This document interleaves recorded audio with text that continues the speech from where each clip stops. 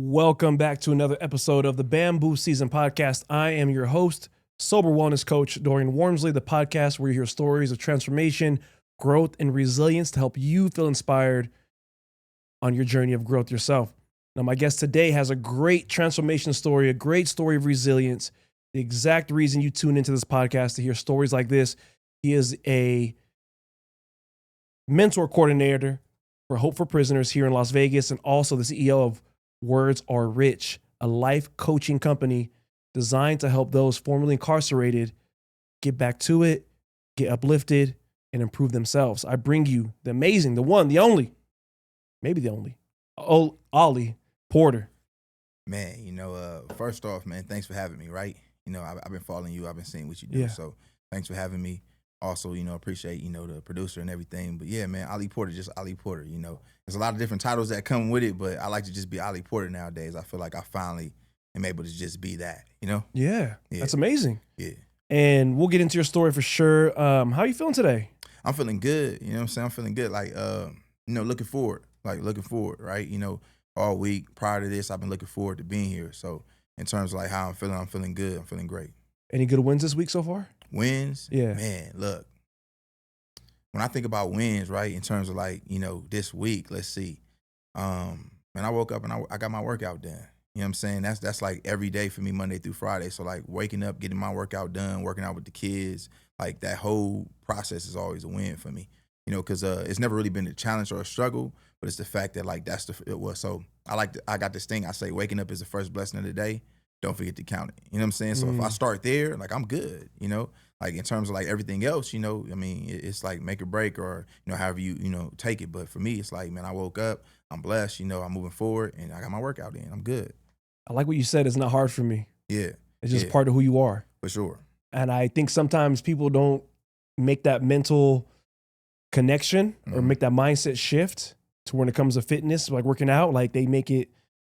I think some people make fitness or working out too much.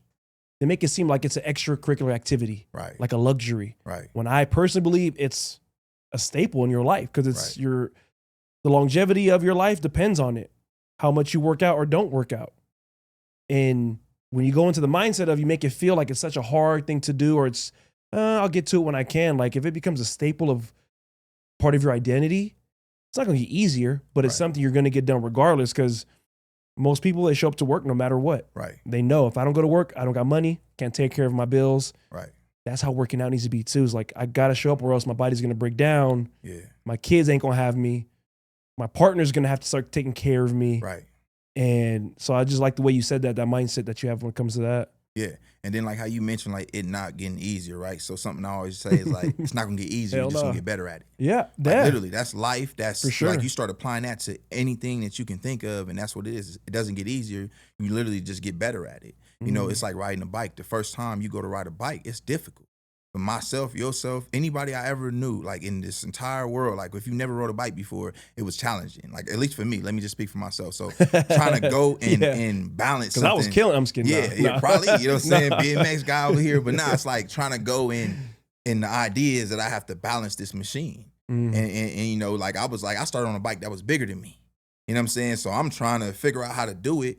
And of course you get the hang of it. Now you popping wheelies, you on the pegs, we had those days, right? We grew up in those days. But I'm saying ideally, the challenge was what is this? How do I attack it? How do I go? But over time, you just get better. But the bike is still the bike. Anytime someone else step up to the bike to ride it, they probably have the same fears, the same struggles, the same challenges.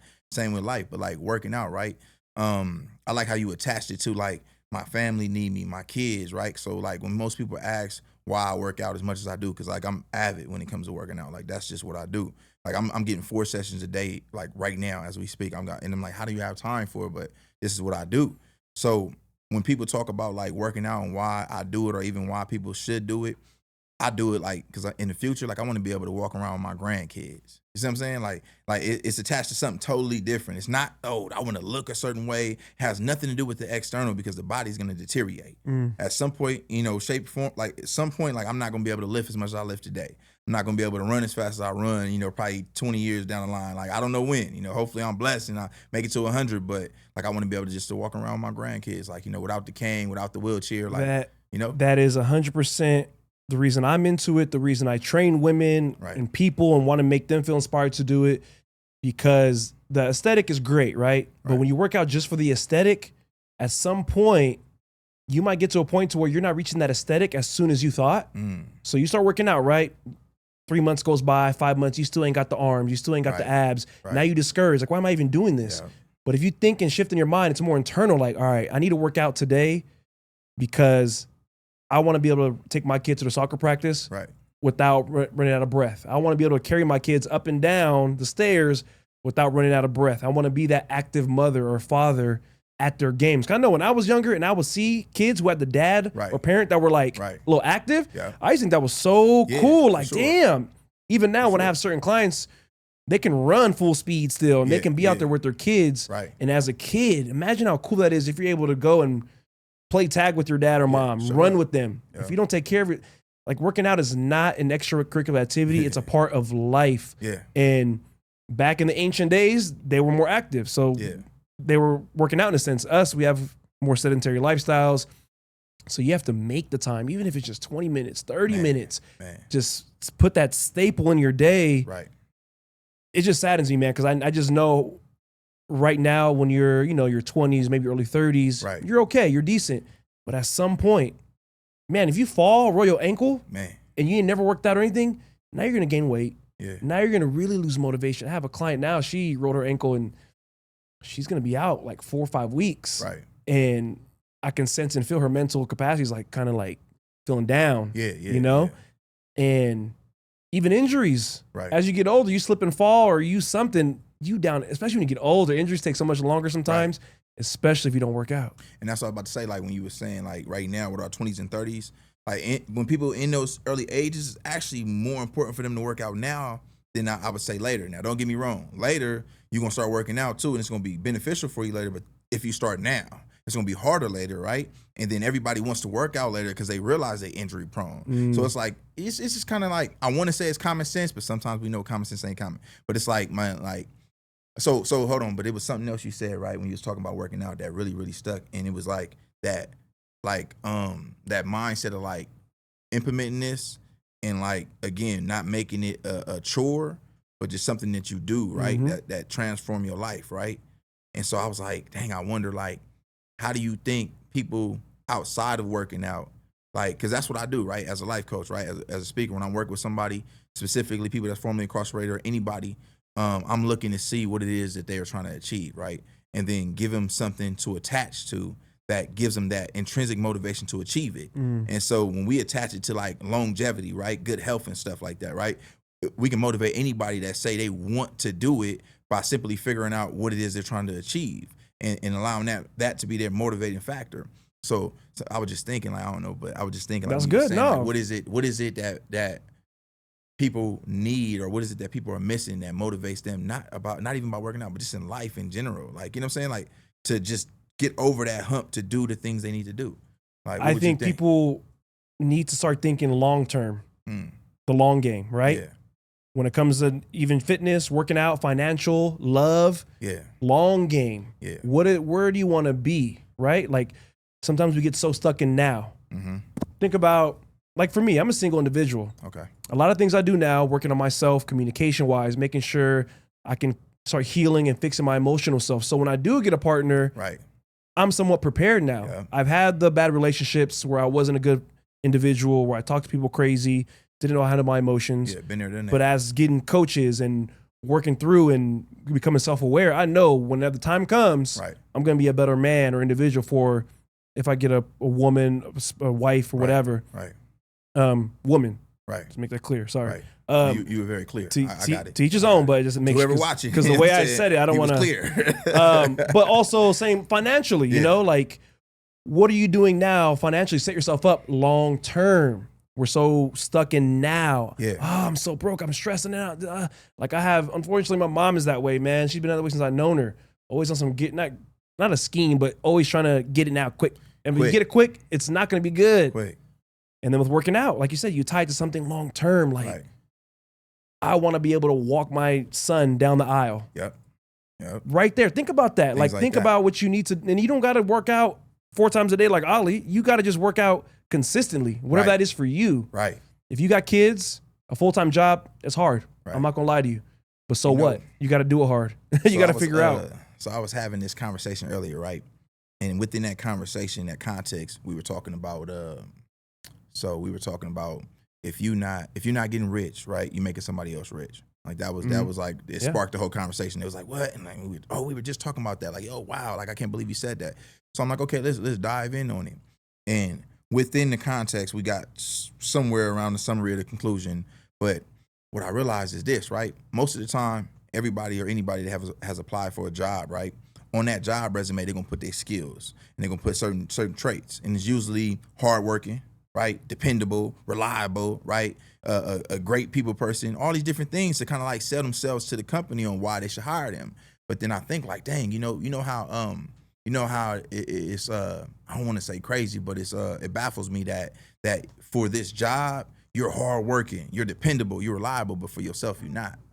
You get where I'm going? It's like, it's deep that you would, even like people that show up to 9 to 5, like you said, every single day you going to work this job, this check, like you're going to show up and you're going to put in overtime to make extra money, but like you're not going to put in overtime for yourself, right? You know what I'm saying? Like this job ain't going to buy you a longer lifespan. You know what I'm saying? And so it's like, I don't even in relationships though. Even relationships, you can be with somebody and you'll be willing to do everything to please that individual, but you're not doing anything for yourself. Like, we all got the same 24 hours, so I teach one of the classes I teach over there, because, since you've been down there in Hope, it's a lot different. But one of the classes I teach, I do time management and goal setting. Within there, I always ask a trick question, but it's not really a trick. I just like getting people attention. So I say trick question, they're going to, they perk up, they listen. But realistically, the question is simple, is what is the difference between the rich man and the poor man? And they're going to say, well, what they do with their time, right? That's the ultimate answer I'm looking for, because we all got the same time. So it's like, what are you doing with yours? Like, what are you doing with this time? And if you want X, Y, and Z, well, how do you get there? Well, first you got to start at A, B, and C, right? In order to get to X, Y, and Z, you have to start at A, B, and C. But most people, like you said, quick, instant gratification. I want to get here. And I know about that.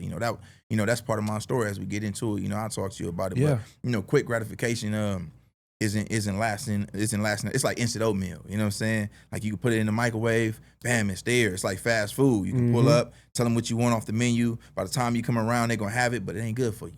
You know what I'm saying? Yeah. A few things you said down. Okay, we're going off.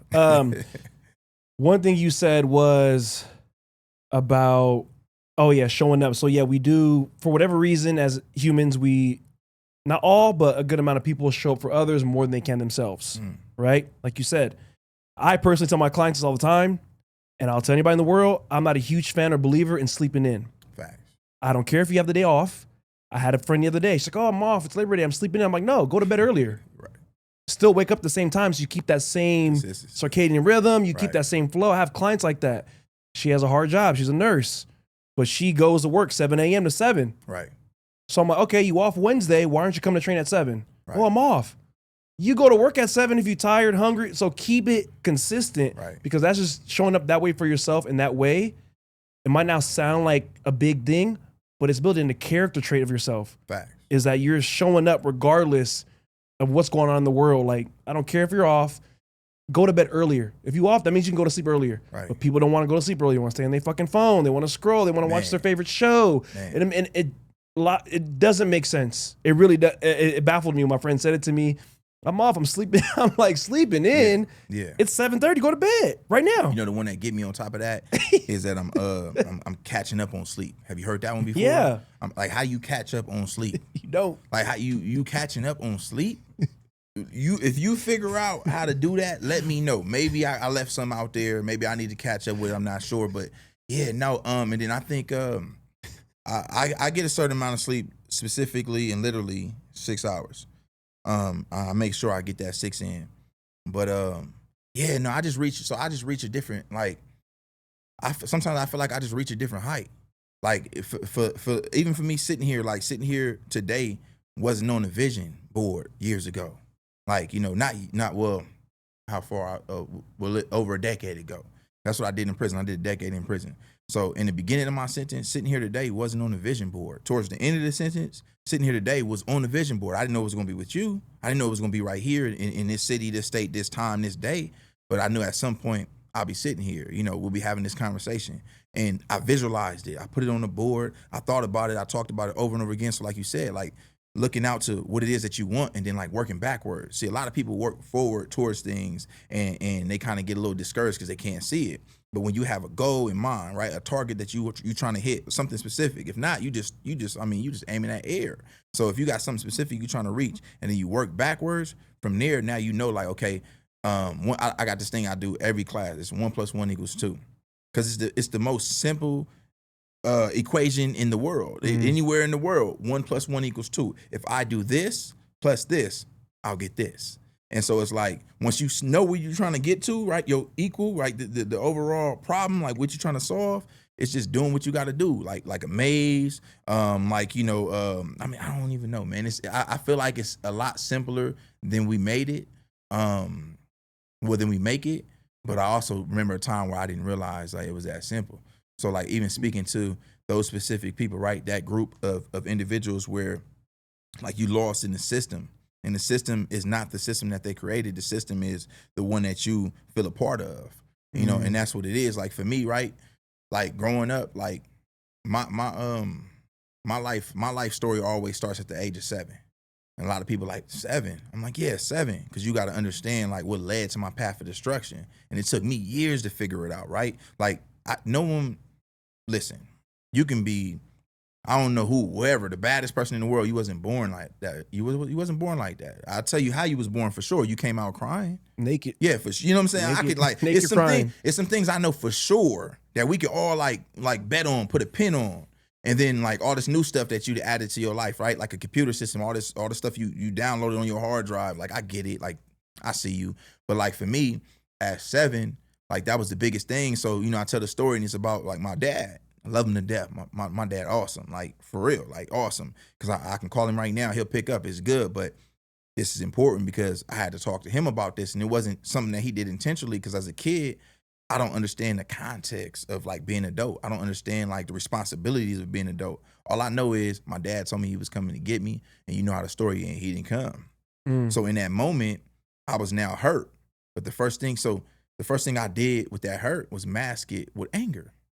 And that's why I believe anger is a secondhand emotion, because you're not just mad. Like, why are you mad? Oh, this happened, and that's why you. Okay, that was the cause and effect. So the effect of this cause is that you mad. So now, especially for young men growing up, when you mad, like, you deal with everything in rage and anger. For me, that's what it was. It was like, man, boom.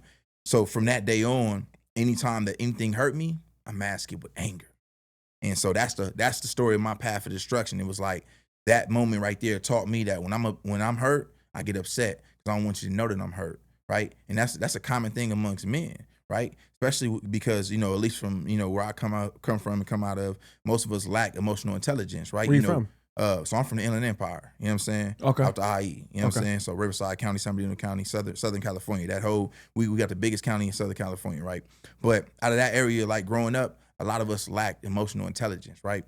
And so EI is such an important piece as a man, because one day, you might have kids. You might have a son yourself. And what you going to teach them? Like growing up in my family, in my household, man, it was daps and hugs. Well, excuse me, daps, no hugs, if I'm being honest. You know what I'm saying? It was just daps. You know what I'm saying? Daps and like, what's up? And like nowadays, when I interact with my son, we got our handshake and everything, but I give him hugs. But for a long time, it was hard for me to be able to embrace that, because I didn't have that. You know what I'm saying? So pieces like that, be like really important later on in life, where you like lack emotional intelligence, and then now you in a relationship. So that was the piece I was talking about. So that now when you was talking about preparing yourself, right, for a relationship to come and knowing that you worked on yourself, those are the things that we lack sometimes, or that are not taught in our communities, right? To prepare yourself for these things. We so quick to rush off into relationships, and you out here messing people up. Mm-hmm. You messed up yourself. Yeah. Like you got so many things you haven't addressed within yourself. And that's why I say it started at 7, because for a long time I had to ask myself, like, dang, man, like, why am I mad? Like, what is it? It was like, I was hurt. Like I was dealing with abandonment issues. You know what I'm saying? At a young age, like feeling like pops don't care, feeling like mom don't care, living on my own at 13, like put out the house, I'm here. Why everybody else having parties? Why everybody else having birthdays and celebrations and I'm not in the car? You know what I'm saying? Why they talking like, you know? And as a kid, you trying to make it make sense, and it's not making sense to you. You know, maybe pops didn't show up because it was traffic. Maybe he couldn't get off of work. Like at 7 years old, I'll never know the backstory. What I do know is mom said, hey, you know, pops ain't coming. You know, so go ahead and get your clothes ready for bed, and and so as a kid, that's what you take in. And like I didn't take that and hate my dad for it. That's why I said no, don't get it wrong. My dad, great dad. He showed up in a way that he knew how to show up for his kids, and whether it was perfect to me or not, it was what we where's the rule book? Where's the handbook? Where's the how to be a dad? And these are steps right here you follow. And if you do this, you're number one. Like there's they got coffee mugs that say that. You know what I'm saying? But there's nothing that really actually, dad. You know what I'm saying? There's nothing that really actually like solidify you as a champion dad if you do it this way. So you out here as a father, I'm speaking on that note. Now I have that understanding perspective of it, and whereas before, like I didn't understand it. So a lot of it would just hurt, again, abandonment, push to the streets. And in that moment at 12, 13, I'm looking up to my older cousins. You know what I'm saying? Like that's where I come up out of, where like now as I'm steering towards the gang culture, it's family that's influencing it, where it's like, my first fight was with my cousin in the backyard with some boxing gloves, I don't even know why I'm fighting. I'm just doing what they told me to do. Hey, Ali, go in the back and fight. Fight. All right. You know what I'm saying? Like, I'm not Line even, it up. Yeah, I'm like, all right, cool. But the whole time they call themselves getting me ready for life. And I'm like, this what life is? Like a fight? And in a way it is, but it's a different type of fight in the backyard with gloves on. It's like, you don't even know why you really fighting it. And so like a lot of people is out here fighting stuff. They don't even know why they fighting. Like they don't even know why they still upset, why they angry, why they hurt. They haven't even dealt with those causative factors. And so as a coach, man, that's the biggest thing that I do. Like I help people find them underlying those causative factors to the things that they struggling with, to help them get away from self-doubt, right? Negative self-talk, right? Overcome this negative belief system that they personally put on themselves. You got, man, listen, you got people that really will believe the bad things you say about them, but won't listen to the good. You know what I'm saying? I won't say no names, but I used to know this person. And this person, I used to call them beautiful every single day. And the first day that I said anything other than beautiful, like maybe the word ugly, they believed that, but they wouldn't believe all the times I called them beautiful. And I'm like, so dang, I'm a bad person because, we got into an argument and I may have said your attitude is ugly or something. And now you think like, oh, maybe it is ugly. And you all in your head about yourself. I've been calling you beautiful for 100 days straight. You didn't believe that? You know what I'm saying? So, and that's just for that person. But overall, like it just let you know, like people hang on to the things they want and they make that their truth. And so it's like just helping people really find like their truth. Yeah, like, that's something in that example. I know what you mean. I think that's for sure them problem. Yeah. There's something that happened in them at some point in their life to where they don't want to feel like they're worthy of the good words. They're not worthy of to feel, because you're calling them beautiful, or you're saying they look good, or this, or good people. They can't even accept it. But once you say they're ugly, it's kind of reinforcing the belief they already had about themselves. Right. So that's why they're angry. Right. Like, oh, okay. And it's sad. It's a trigger. Yeah. It's a trigger, right? Think so. I had posted on the page, right? I was in the workshop. I was in the page, and I was talking about how every fight for me was life or death. Right, coming out of prison, like I was in Calipat State Prison, so I've been on like mostly high security yards the whole time. Up until my last 2 years, I was able to go down to Ironwood. Now those prisons is different now, right? Let's just say that. Like when I was there, it was the yard. It was like this is what we do. Now I'm gone. They, non-designated, everything flipped, whatever. To each his own.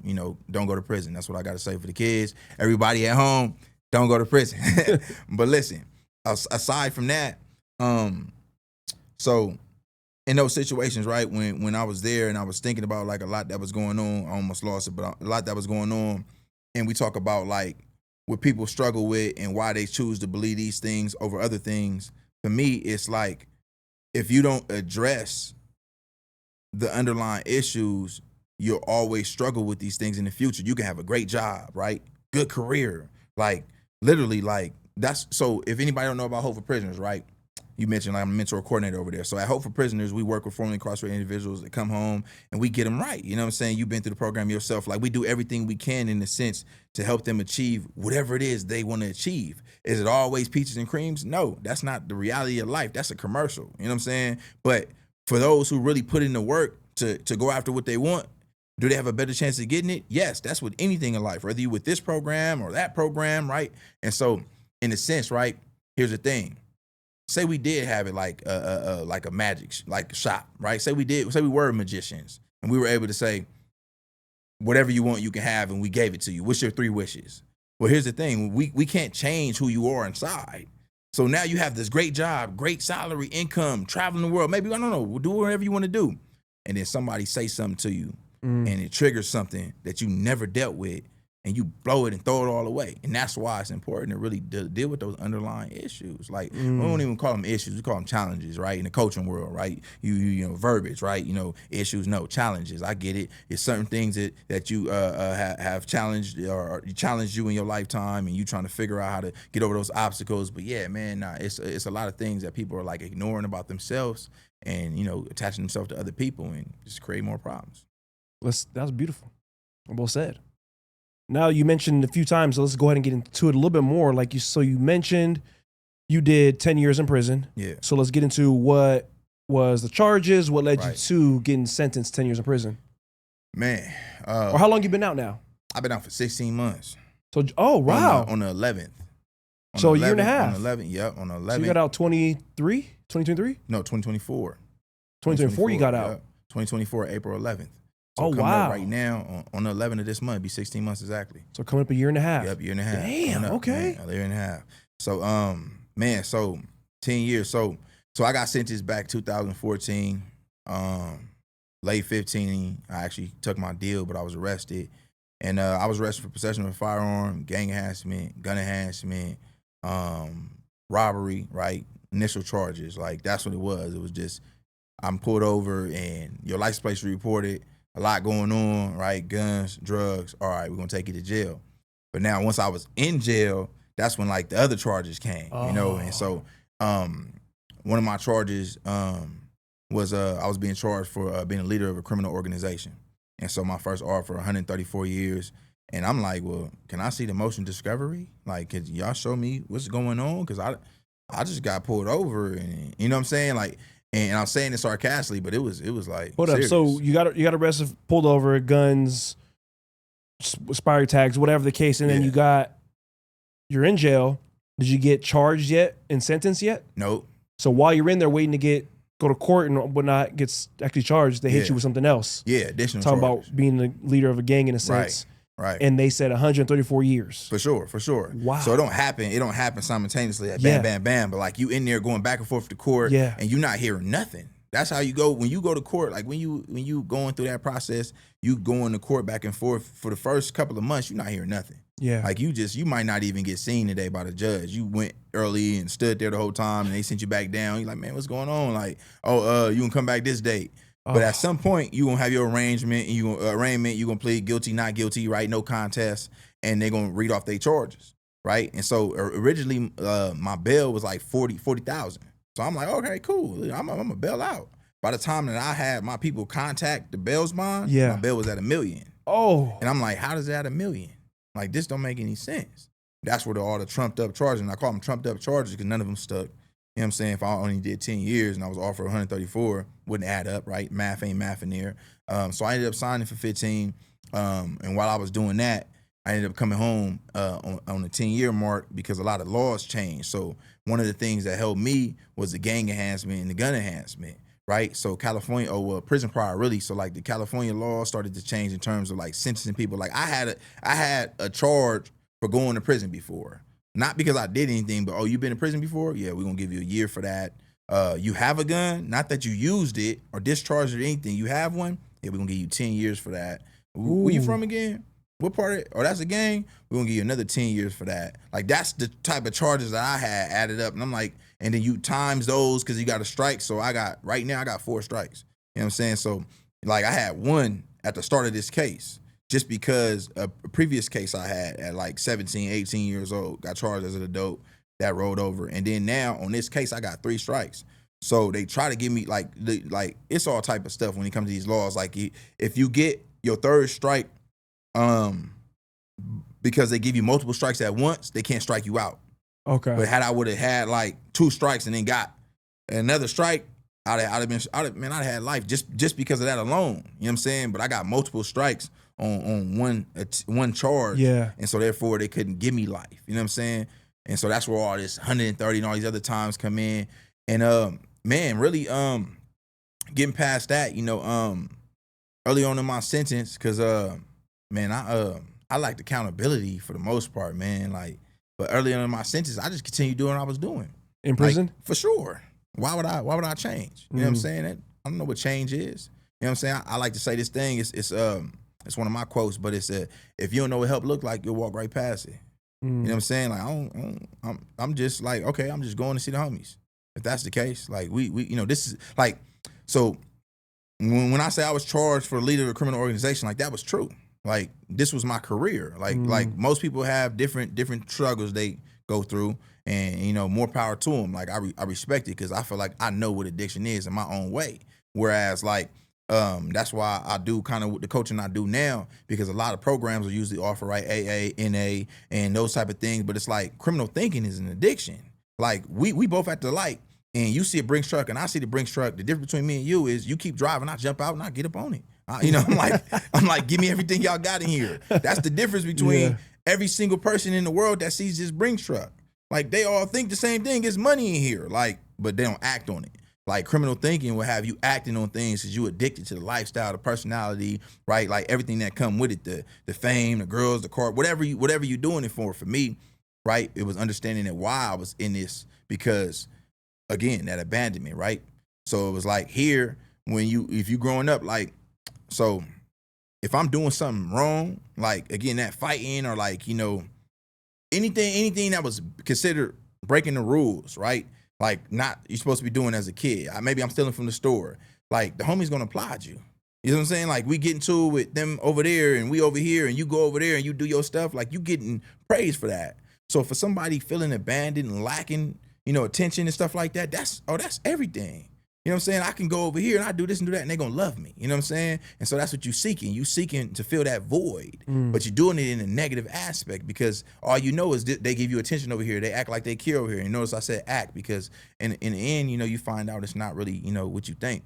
And I'm not a dropout in the sense where like, my paperwork bad or things like that. Like I just made a conscious decision to change, but I'll share that with you later. But realistically, so in this sentence, man, first 8 years, I'm still that other person. Wow. That's why I said, I told you, I'm like, man, just Ollie Porter, man. Like right now, I hold a psychology degree.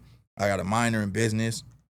I'm working on my master's. I got ADS certificates. And these are all things you got while in prison? Mostly while I was in prison, and then since I've been out, finishing up. Okay, nice. All these things, yep. Oh, yeah. And so I got a lot of different things, right, to the point where eventually I'm going to have my PhD, and, my name would be Dr., but Dr. Porter. I'm going to say. You coming back when you do. Yeah, you know what I'm saying? But I'm just going to say, just call me Ollie Porter. Yeah, because like for that. a long time, I was not Ollie Porter. You understand what I'm saying? Ooh. For a majority of my life, I lived the alias where you couldn't even call me by my name. You know what I'm saying? Imagine that. Are you allowed to say what they call you? Yeah, for sure, man. My name Rich. You know what I'm saying? That's what they used to call me, Rich. You know what I'm saying? I don't really, discuss it, but that's good. Yeah, man. But that's something I don't give light to, because it just how can I say? I'll share this. So this last weekend, right? I got invited out. I was in California. So, I go out there and visit my son most of the time, and I got family and stuff out there. So I was out there, I got invited out by one of my ox. I'm Hebrew.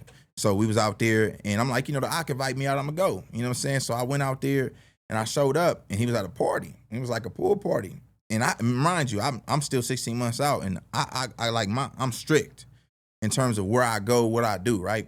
So. Are you on papers? No. You're done. Okay. No, this is just the discipline that I got in my life. Like, I just don't go to places that don't bring me what I'm looking for, right? How can I tell? I'm sitting here telling you I'm a life coach, I'm a motivational speaker, and I'm over here doing, like, you know what I'm saying? So 1 + 1 = 2. I can't be subtracting from my own equation, right? So anyways, I get invited to this party. And I'm thinking I'm just going over there to see him. Like, I'm pulling up on the ock, like we about to pull, talk, whatever.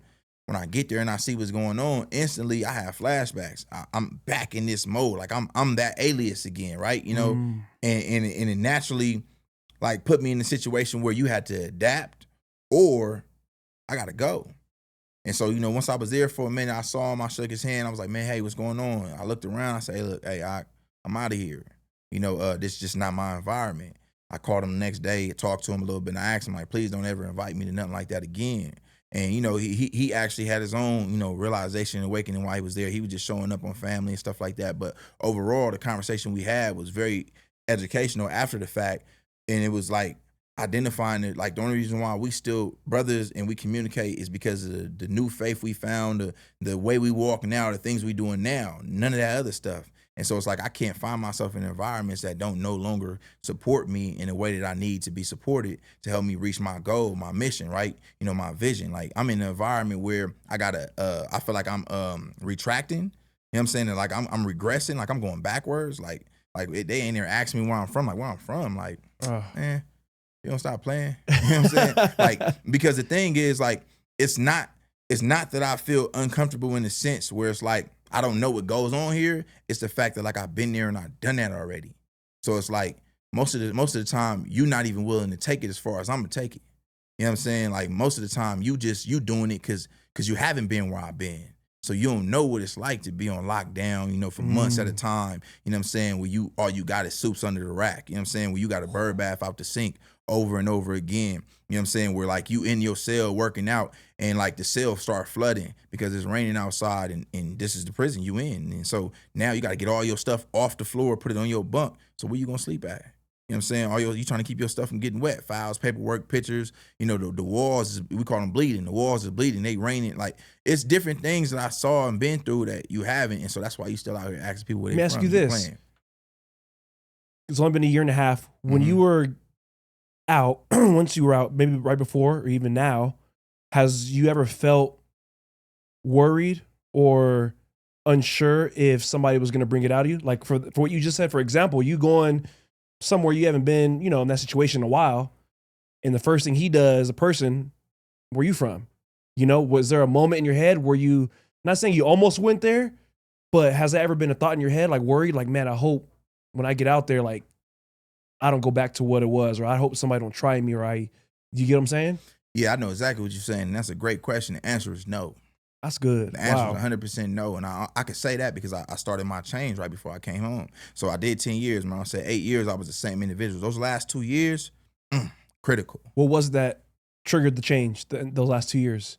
So what triggered the change was my daughter. And that wasn't in the last 2 years. That was leading up to the last 2 years. But I didn't make the change. That was the trigger though, right? You know, it wasn't like, so like something happened for me to start thinking different.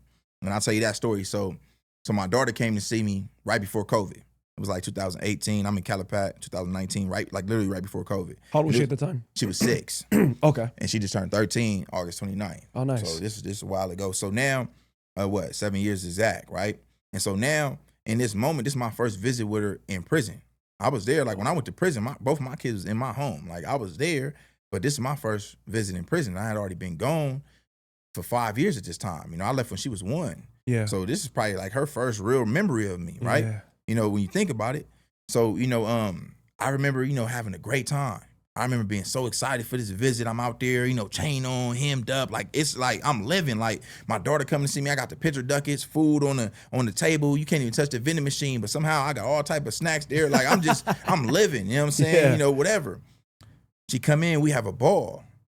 And everybody or anybody who ever been in prison and had a visit in prison, but yet had a daughter come see him is different.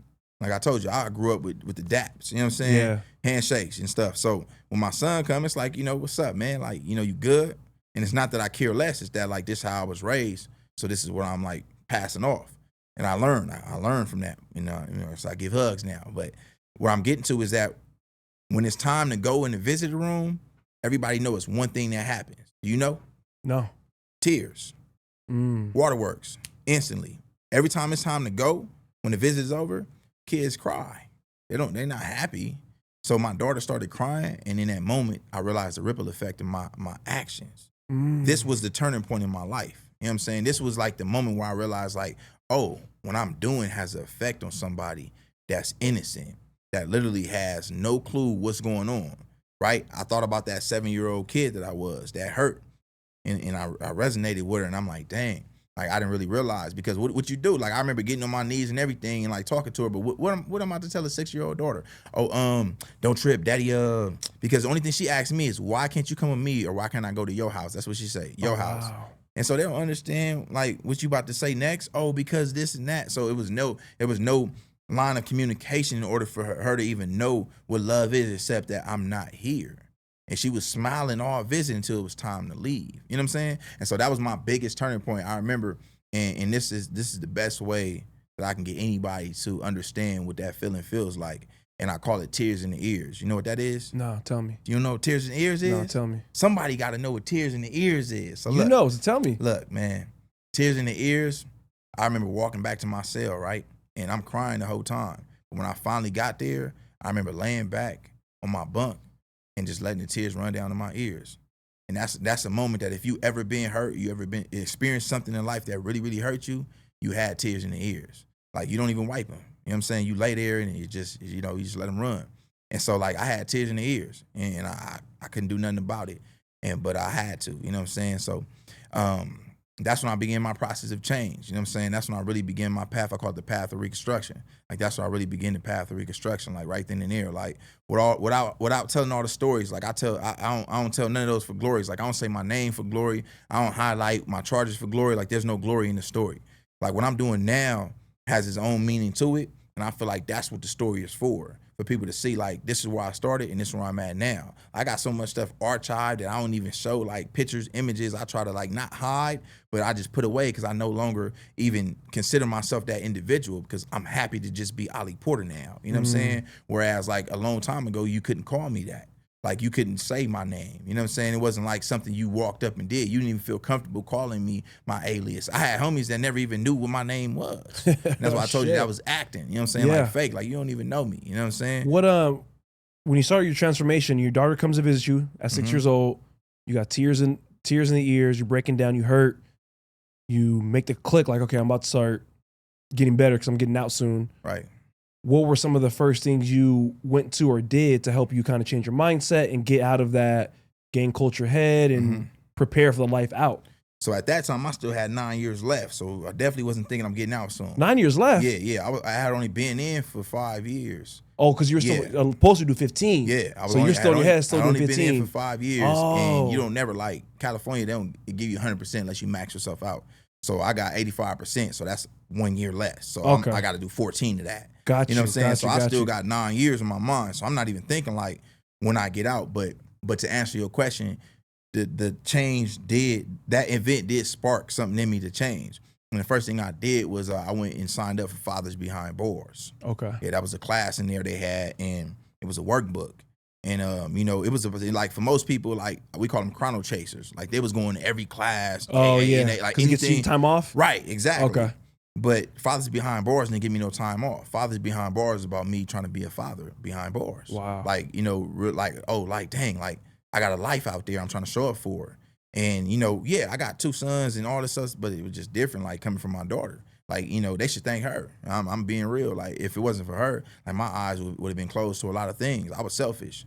You know what I'm saying? I was living the life that I was living. I thought that being a man meant putting food on the table, roof over your head, closing your back. So I did that. You know what I'm saying? I didn't know it came with anything else, like actually raising you and being there. Because if I didn't have that in my life the way that I remember or the way that I needed it, and that's the thing. See how I said that? Because it's like my parents probably tell a different story. They'll tell me, I was there and I did this and I did that. Maybe they was, but not in the way that I needed it. Not in the way that, like, I needed to receive it. So it was about now learning how to, love in the way that my daughter love language was and my son love language was, and how, for them to receive when I'm giving them. You know what I'm saying?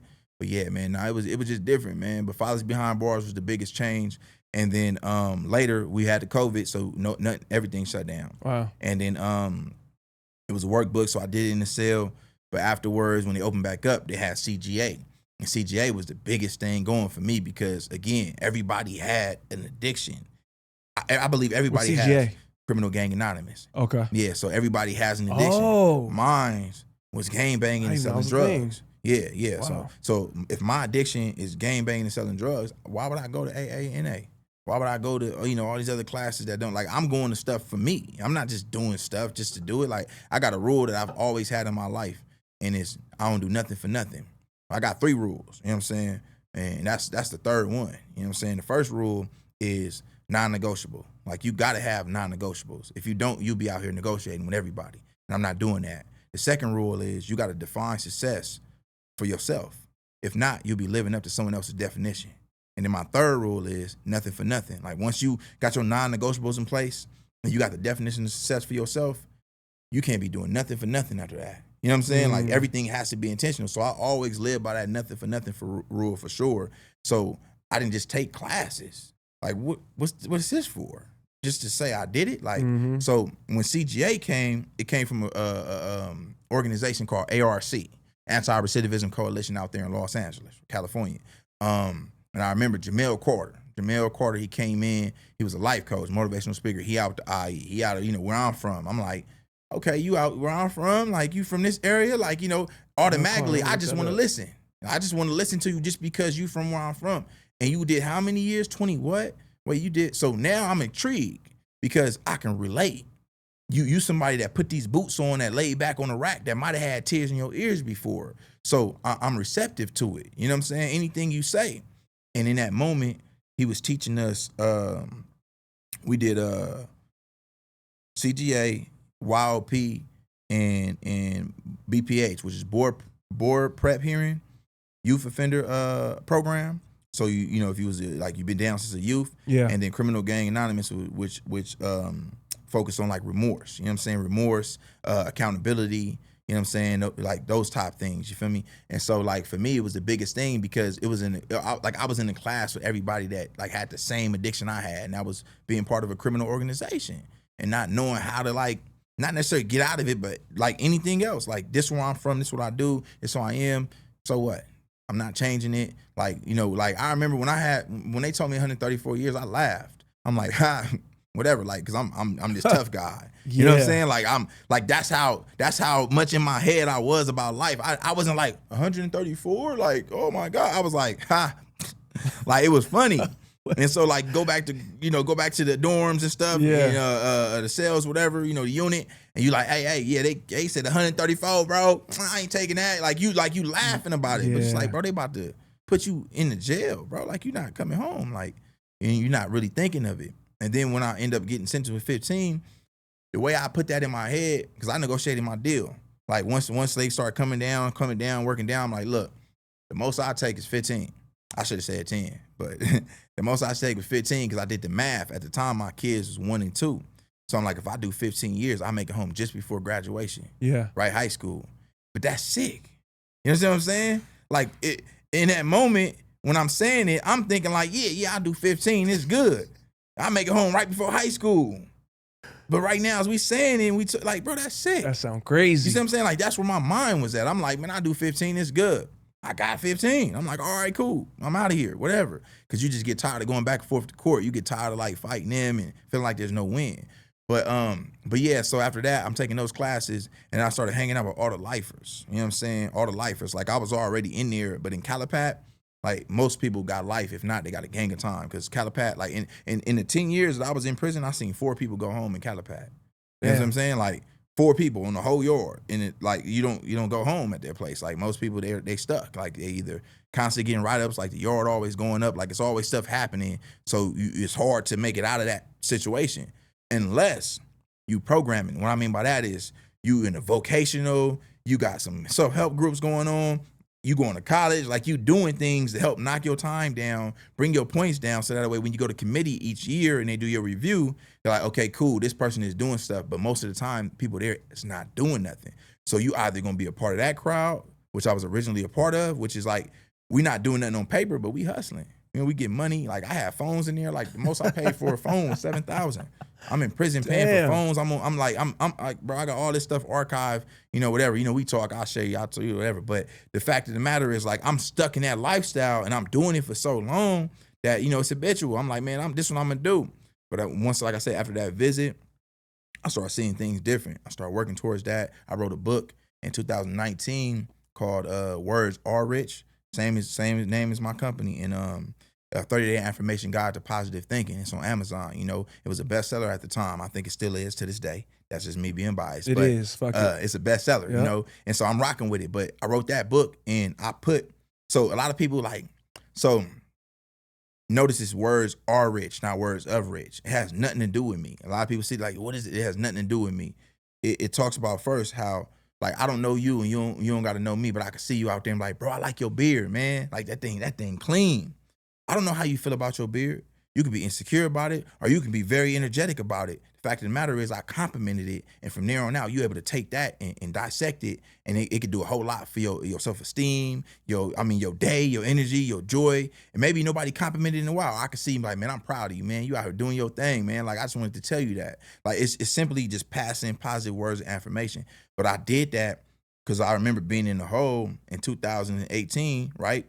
And I didn't have nothing but like my composition book, TV, none of that. And I would write. And so I would write quotes that I saw or like heard or thought of, right? Or like books I was reading. And I'd write quotes out of it. And then I would like define what it meant to me. And that's what the book literally is. It's quotes and then my definition of my perspective of it.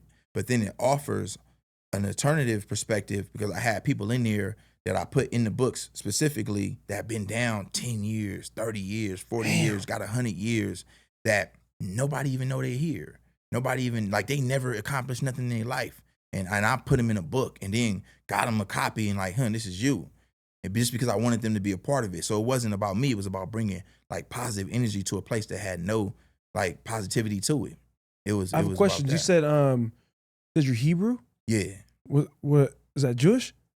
So a lot of people call it Jewish. I don't know about religion, so it's good. So a lot of people call it Jewish, right? Israelite. Right, exactly. You know what I'm saying? So a lot of people call it Jewish, but Jewish come from the word Jew. You know what I'm saying? Then, if you go back right in history, because history is one of my things too.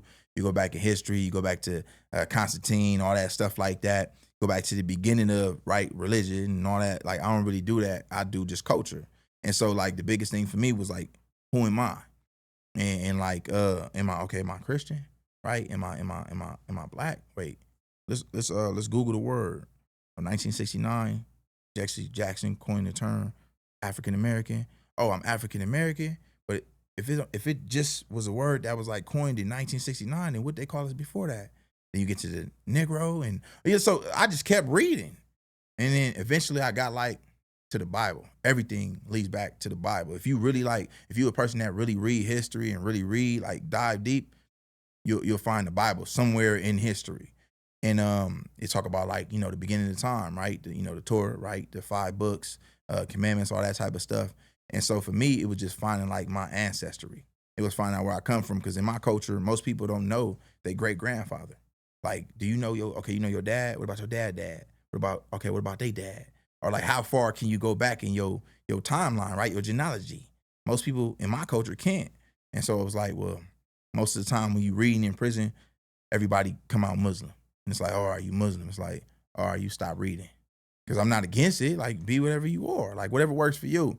But for me, I kept reading. And what I learned is that where this particular organization and this particular organization of religious got their teaching from was sitting in and watching these group of individuals live how they lived.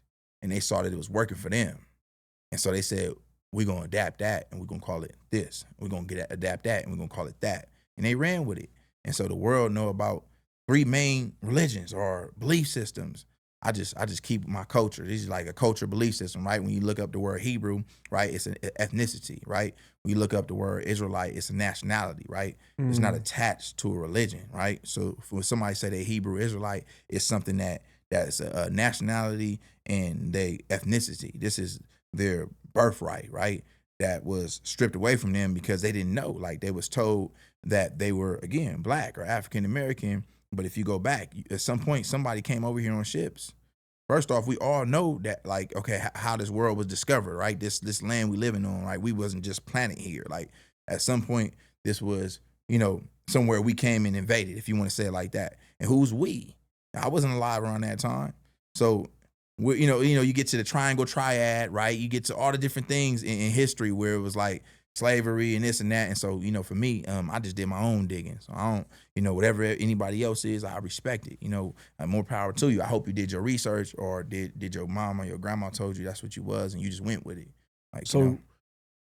Now that you've been out coming up on a year and a half. Yeah. Congrats, man. That's big. Hearing you speak and your story, like I've never been to prison. Yeah. I've been to jail. Okay. And my PO just recommended to go to Hope for Prisoners at the time to help me get into things. But I'm not gonna say I'm the only one, but when I was there, one of the only ones that wasn't a felon or in prison. And I'm just looking around and hearing these stories, and I'm just like, it was good for me to go because it was a wake-up call for me to know, like, going to jail for 2 months, that was your wake-up call. Right. And being around these other gentlemen who actually went down and seeing them really struggle to integrate. And I'm like, I don't want to be like, so shout out to John Ponder, because that program helped me to a way I didn't even know until I got older and I could look back on it now, certain things it taught me.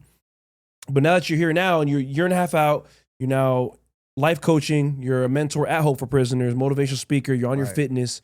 What is next for Ollie Porter? Man, you know, that's a good question. So a lot of times when I think about what's next for Ollie Porter, you know, what's happening now. Like, you know, what's next for Ollie Porter is a lot more public speaking, right?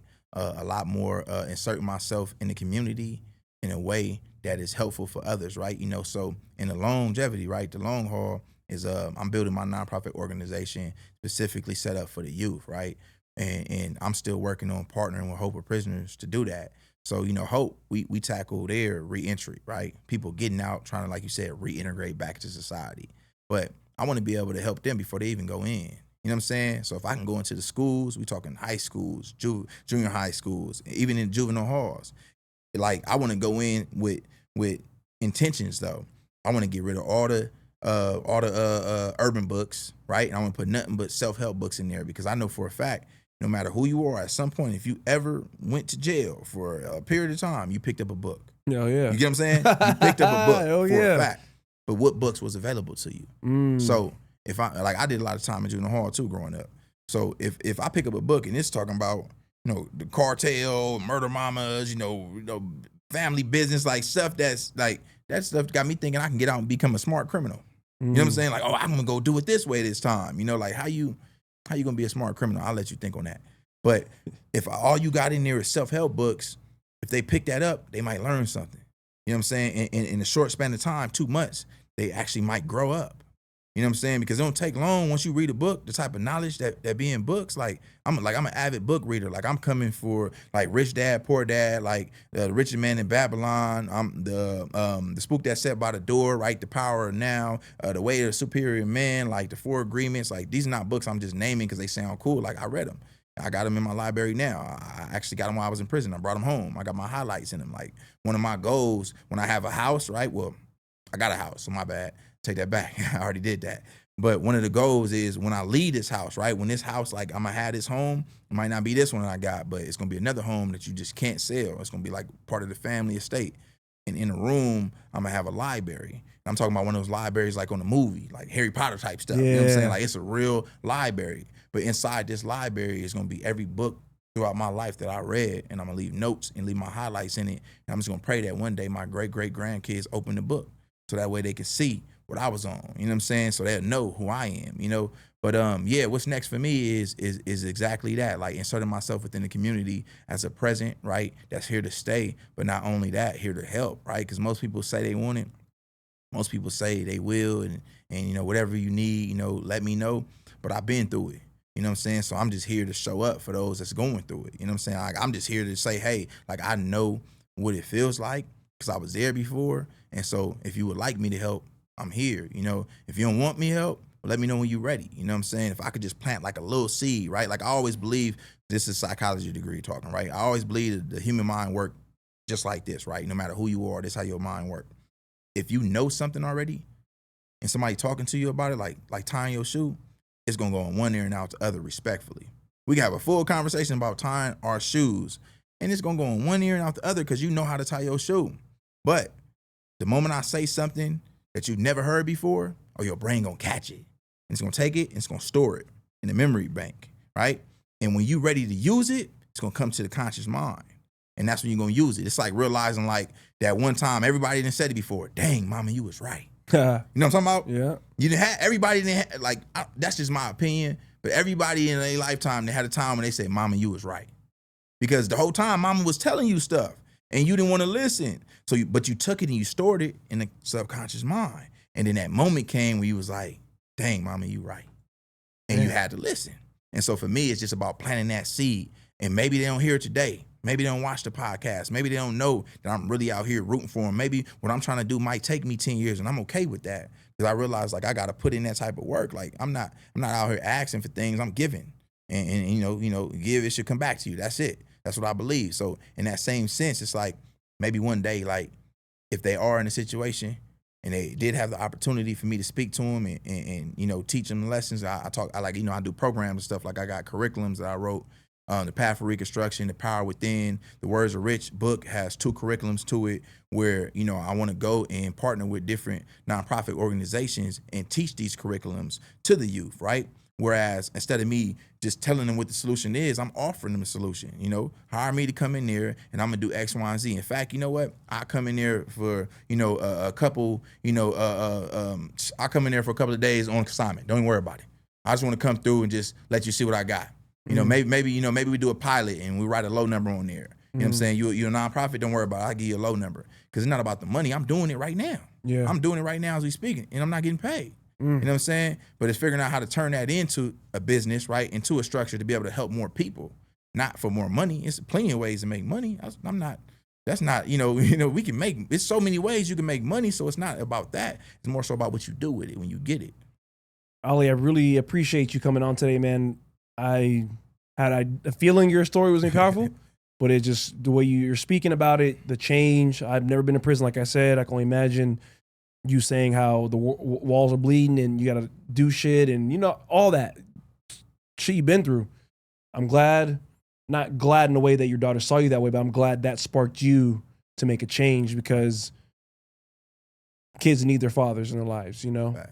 And I'm glad that sparked a change to where you got out. Now you're making a change. So other men, when they get out, they realize they can be different, but also, like you said, hitting them younger before they go in so they don't have to go through what you went through. Right. It's unfortunate people have to go through hard shit to be the guinea pigs for us. Right. But I'm glad you were. Right. Because you're giving it back to people tenfold. Right. You know, catching them before, like any coach. A coach is there to help you dodge those bullets. Right. As we wrap up here, do you have what's a quote you live by and why? Man, that's a good one right now. A quote that I live by and why, you know, I'm gonna go with, in order to make a difference, you got to do something different to make it. You know, I want to say that again. You know, I want to look right there so they know. In order to make a difference, you got to do something different to make it. And I live by that specifically because, you know, 1 + 1 is 2. Like, you might say a lot, you might want a lot, but if you do the same thing, you're not going to get a lot. You're going to get the same thing. 1 + 1 is 2, right? So in order to make a difference, you literally just have to do something different to make it. You know what I'm saying? Every single day, get up and do whatever that is that you're trying to do to accomplish whatever it is you got to accomplish, you know? And I think I live by it because that's what I'm doing. Like, I know the difference that I want to make, and I'm doing something different. That's why I'm Ollie Porter today.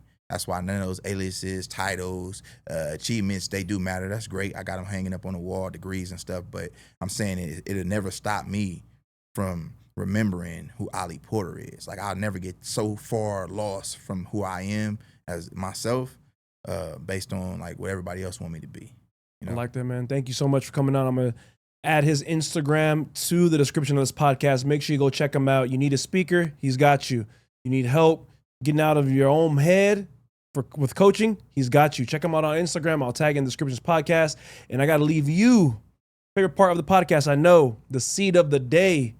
No more negotiating with your old self. You've moved past that. You've made changes. You've cut things off. You moved your environment. The old you's going to want to try to creep back and bring you back to somebody you're not, somebody you don't want to be anymore. Don't negotiate with them anymore. They don't deserve a voice. You got bigger things ahead of you. 2 words. Keep growing.